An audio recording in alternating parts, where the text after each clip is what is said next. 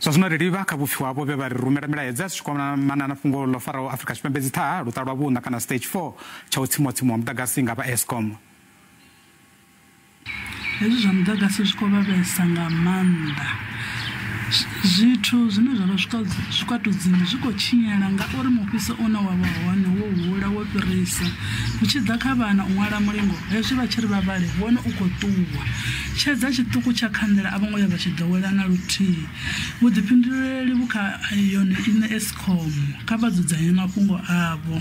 Ndo livhuwa zwono khou ita zwino Afrika Tshipembe nga zwa muḓagasi a si mafhungo avhuḓi na luthihi.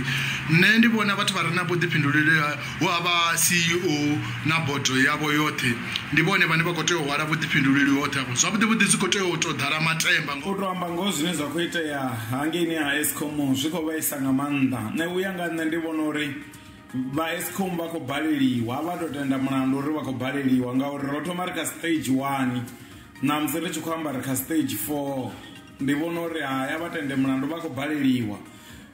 U khou ṱuwa pani khou khakhara ndi yo ḽa mukapu ndo vha ndi khou tea u ḽa vhuswa.